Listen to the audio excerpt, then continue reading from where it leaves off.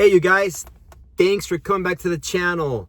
This is the House of Paul, and I'm your host, Paul. And I heard something in the news today, and I'm going to bring it to you guys' attention. Let me know what you guys think. Put it in the comments below. If you're a family member, you're a homeowner, you have an apartment, anything, would you allow a person to parole to your house? Cousin, relative, friend. Now, it poses a lot of obstacles for the homeowner. For number one, the house could be searched at any time, usually from the hours from 6 a.m. to 10 p.m. by any law enforcement officer.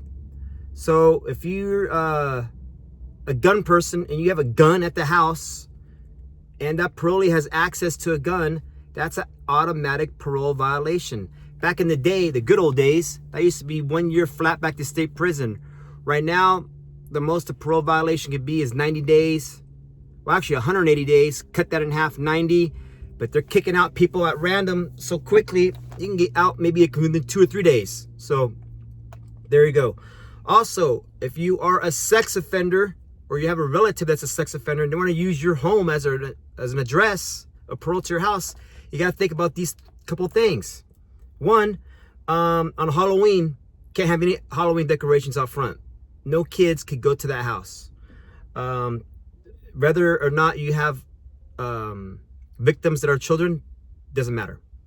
Number two, if you have crimes against adults, rape, or any child cases, cannot have any access to any pornography. So if you're an adult, you live there with your couple of buddies from high school, whatever, they can't have any pornography at the house, because if there's access, you can't have access to that. That's an automatic parole violation. And plus, you're on parole, you're a sex offender, you're going your sex offender treatment classes, you cannot have access, you cannot be viewing those types of things anyhow. So, what other conditions of parole? Again, the house is open to search by any law enforcement agency. So county, sheriff, the feds, ICE could come down there. Quick story, I had a parolee of mine. He had, well, they don't deport anymore. They used to, but he was undocumented. He was here in the United States illegally, but Department of Corrections lets them do their time in prison and parole to the streets. Where us as taxpayers, now we got to fork the bill for his free phone, his medical, free food stamps, all the freebies that these guys get, and they're not even citizens of the United States. So I got a phone call from ICE. Say, hey, let's just use the last name Chavez. Hey, it's Chavez or Gomez, whatever, any other Latin last name. Is Gomez on your caseload? Yes. How's he doing? I said, well, he's a sex offender, so you're from ICE. Do you want to pick him up? He says, absolutely. We coordinated where he was living at. ICE went to his residence, waited till he walked out, boom, arrested him. And that's right when I was retiring. And last I heard, they dropped him off at the border, deportation proceedings. So it does happen. Even though the Department of Corrections doesn't do it like they used to, although they should, I still will pick up the serious and violent. Although they don't think a sex offender is serious and violent anymore, since his case was old, they still don't want someone with that type of crime walking the streets of California, and they have no legal right to be here. So anyhow, back to the topic. Would you allow someone on parole to go to your house? You'd have to have a long conversation with that person to make sure they are on their P's and Q's. All the bullshit that landed them in prison is out the door. And hopefully they start working right away, pay rent, and then get on their feet within the next couple of months. Now, they give you this, food for thought. Department of Corrections, when I last left a couple months ago, they will provide, if you're homeless, they will provide direct placement housing.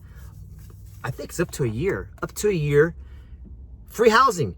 So if you're on parole and you don't want to burn the bridge of the house, or you already burnt your mom and dad too many times, they're saying, nope, Joey cannot come to our house. You can parole from state prison right to one of these halfway houses and start working, get your shit in gear, get your ass in gear, and get off parole. I've seen it happen plenty of times.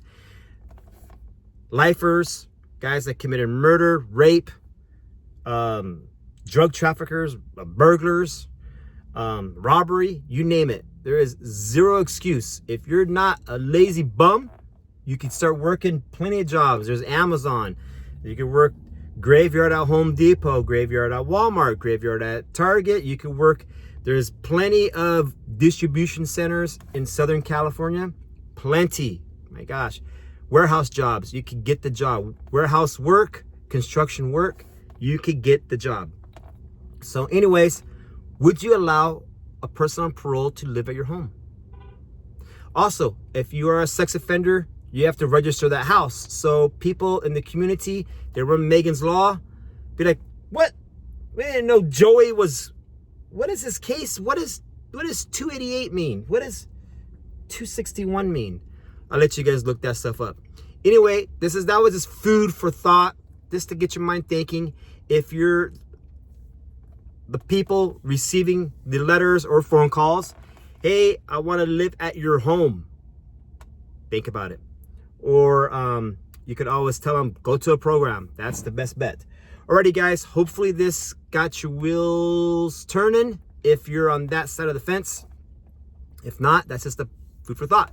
You guys have a great rest of the day. We talk to you guys soon. Stay strong.